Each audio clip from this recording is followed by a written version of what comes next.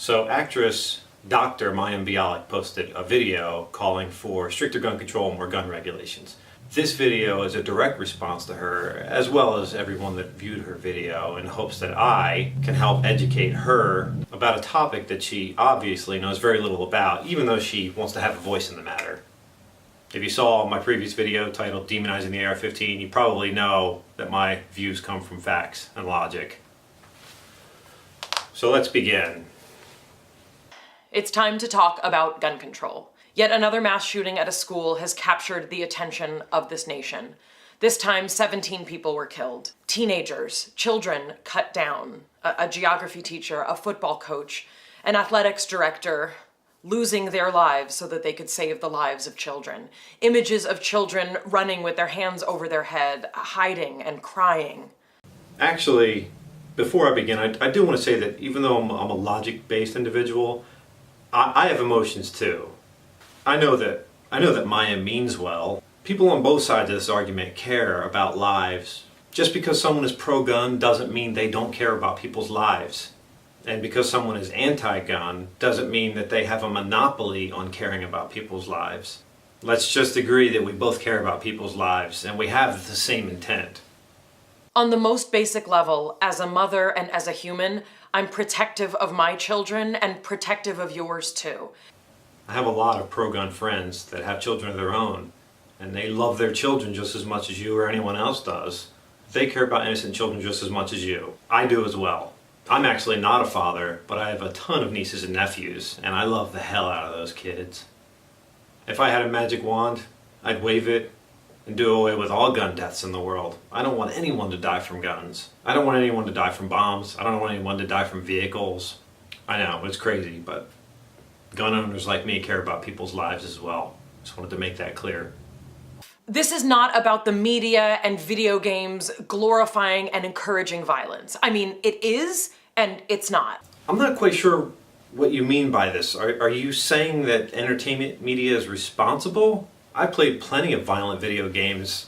I've watched a ton of violent films, and I have no desire whatsoever to harm anyone. I'm actually a really passive person. I'm sure a big part of it is because my mother raised me to value life and to respect people, to control my emotions and to think rationally. Don't get me wrong, I'm quite aware that there are psychological effects that violence could have on people that have mental illnesses from things like violent movies and video games. We can't discount the fact that some parents allow television to raise their children. These types of kids might not come out with the same level of compassion and caring that a person like me has. Kids that are raised by their television because their parents are too lazy or too carefree to invest the time to properly raise their children may not come out with the same caring and compassion for life that some of us normal people have. But isn't that just demonizing the entertainment media and taking the blame off the parent? If you don't want or don't think your child can handle violent entertainment, don't allow them to have violent entertainment.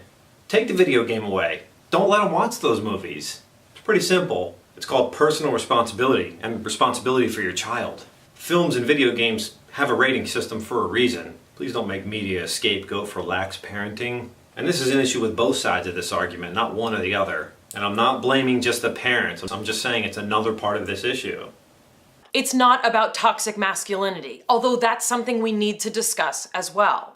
Toxic masculinity. Is that something that's only been around for the last 50 years or so? No. Unfortunately, that's existed since the dawn of mankind. And I'm not advocating that we ignore the issue of toxic masculinity. But I agree, even if fixing it is something that could help with this problem, it's not something that could be accomplished quickly, if ever. The lack of mental health care for people in this country who need it is astounding and it is horrifying. But that's not what's causing these problems right now. How can you sit there and talk about a deficiency in the mental health care system and then immediately say it isn't causing these problems? And I'm not talking about the majority of shootings that happen in this country, which take place in poorer communities, by the way. I'm talking about in mass shootings. If mental illness isn't a cause, then there's absolutely nothing we can do. If you think a perfectly sane person can walk into a building and shoot up a bunch of innocent people, or rent a truck and drive it into a crowd of innocent people, or turn a pressure cooker into a bomb and set it off in a crowd of innocent people, then you've completely failed at examining the problems that plague our country and our world. Mental illness is the biggest contributor to this problem. And that includes religious extremism, which I think is another form of mental illness personally, extremism. But to argue that mental illness isn't the problem is quite frankly mental. The very act of destroying lives is in of itself a mental illness. These people are nuts to the core even if they don't show it beforehand. What kind of a sane person could do these types of things? These are all contributing factors to a larger problem, but we don't have the ability to solve all of them all together today. What I want to talk about is a set of actions that we can actually take so that parents and children and all of us don't have to experience these kinds of shootings, specifically with the AR-15 rifle. These kinds of mass killings would not happen without this kind of weapon. Here's a clip from my previous video so I don't have to explain this one again. In a lot of recent mass shootings, the shooters are actually choosing long guns such as the AR-15 and other modern sporting rifles, and this is probably due to the fact that it's the most popular rifle in the country. Regardless, pistols have been the choice historically for mass shootings, and the results have been essentially the same. While the recent Orlando shooting did result in the most deaths from a mass shooting, that title was previously held by the douchebag of Virginia Tech, who killed 32 people with 2 pistols, a 9mm Glock and a .22 caliber pistol. By the way, he had 10 and 15 round magazines in those pistols, so please don't give me any of this large capacity magazine bullshit. When you have a guy shooting up a crowd of innocent people who are hiding behind furniture just trying to save their lives, the size of the magazine, the caliber of the bullet, whether or not it's a handgun, a shotgun, or a revolver, it doesn't matter because this person has unfettered access to these people who can't defend themselves. The result's gonna be the same. We saw it in Virginia Tech, and it's been seen in other shootings as well, and it's gonna happen again at some point. Just because certain types of firearms are being chosen as a trend recently doesn't mean they somehow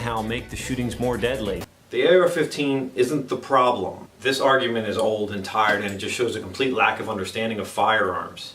Let me simplify it. All guns can kill. When people are defenseless, any gun can be used for mass murder. The caliber, the length of the barrel, the magazine capacity, what attachments the gun have, none of these things play a significant role in mass shootings. Banning them will just have no effect at all, or it will just cause these crazy people to choose another tool. So no impact on criminals, but there will be an impact on law-abiding citizens. First, here are some statistics that we need to process. This is going to be fun. I love statistics. Americans make up about 4% of the world's population, but we own about 40% of the world's privately held firearms. This is one of the things that makes our country great. We, the people, keep and bear arms. How many times has this country been invaded? America is indeed number 1 in gun ownership. Americans on average have 88 guns per 100 people. Well, close. It's actually about a 1-to-1 ratio, but the exact numbers aren't known. However, the ratio of guns to households is smaller. There's about 300 million guns in this country, but they're in between 35 and 40% of the households. The majority of those guns never hurt anybody, by the way. The number 2 country has 55 guns per 100 people, and that country is Yemen. Yemen is number 3, actually, after Serbia, with about 58 guns per 100 residents. But okay, what are you getting at? The US has almost 6 times the gun homicide rate of Canada, 7 times that of Sweden, and 16 times that of Germany. I'll try to ignore that you just jumped from mass shootings to general homicide rates, but okay. I get the point you're trying to make, even though your numbers are off a little bit, but let's dig into this a little further. You picked 3 seemingly random countries to compare against the US for gun homicides. Now, why did you choose those specific countries? Why not mention Japan or Iceland, which have essentially 0 gun homicides? Wouldn't that better suit the point you're trying to make? Better yet, let's look at a couple of other countries. How about Honduras, Venezuela, Swaziland, Jamaica, Guatemala, El Salvador, Colombia, Brazil, Panama, the Philippines, South Africa, Mexico, Costa Rica, Paraguay, Uruguay, Peru, and Nicaragua. Do you know why I picked those countries? They weren't random. Every single one of those countries has a higher gun homicide rate than the United States. Yep, all 17 of them. The United States is actually number 18 in the world in gun homicide rate. So why again did you choose those 3 random countries? Are you trying to mislead your viewers in some way into thinking that the United States tops the list? Seems like you were implying that. Let's look at the list another way though, just to be fair. Total gun deaths by any means, not just homicides. The United States ranks 11th in the world in total gun deaths, a majority of which are suicides, by the way, even though we own nearly 50% of all the guns in the world. Let me repeat these numbers one more time. The United States ranks 11th in the world in total gun deaths. The United States ranks 18th in the world in total gun homicides, even though we own almost 50% of all the guns on the entire planet. The majority of Americans, including a majority of Republicans, want laws protecting us from these kinds of guns getting into the hands of people who should not have access to them. But do you know why these laws are so hard to change? Here it is. The National Rifle Association, the NRA, donates money, millions of dollars, to politicians, and in turn, those politicians vote to protect the financial interests of the NRA and the gun lobbyists. You're right, the NRA spends millions of dollars a year on direct political action, all of which comes from their members. Michael Bloomberg, on the other hand, contributed $50 million of his own money to counter that. So one guy is spending money to counter millions of contributors. But let's focus on the NRA since you specifically attacked them. The NRA isn't just some gun lobby bitch like you're implying. The NRA is composed of millions of dues-paying members. The majority of the money that they bring in doesn't go towards political action, but to fund a ton of gun safety programs, gun sporting events and training, competitions, and things like newsletter and members events. It's important to note that all of the money in the NRA's Political Action Committee comes from individual donors. Just regular people donating their money that they want to go towards protecting their Second Amendment rights, not from corporations or the gun lobby. And these donations surge when people feel like their rights are threatened. Pro-gun people are more politically active and more knowledgeable on the topic than their counterparts. This is abundantly apparent when you see a lowly software engineer attempting to educate a neuroscientist. This is why new gun legislation doesn't happen. The people don't want it because they know it will not solve these problems. It's feel-good measures. Politicians don't vote to protect the NRA or protect the money that they're getting from the NRA. They vote to protect the constituents who donated that money to the NRA to make their voices heard. And there are plenty of other pro-gun organizations such as the Second Amendment Foundation that work to protect citizens' rights as well. I don't understand what the big deal with the NRA is. If you live in Arizona, North Carolina, Missouri, or Colorado, you need to know that your senators receive the most money from the NRA in the entire country. Arkansas, Colorado, Idaho, Iowa, and Montana, your House representatives receive the most from the NRA in the entire country. We are not being accurately represented by our elected leaders. I don't understand the connection of how a politician accepting money from a pro-gun organization means they don't represent their constituents. The people elect politicians regardless of where they get their money from. You can vote any way you want. I've never voted for someone just because they got money from the NRA. There is a mass school walkout being organized by the people behind the Women's March. The hashtag is National School Walkout. Say yes to civil disobedience. Walk out. Sit down, stand up, encourage others to do the same, whatever it takes. All right, kids, throw a temper tantrum until you get your way. Better yet, why don't you just stay home from school and play video games and watch movies? It's your country. This is our democracy. Let's take it back.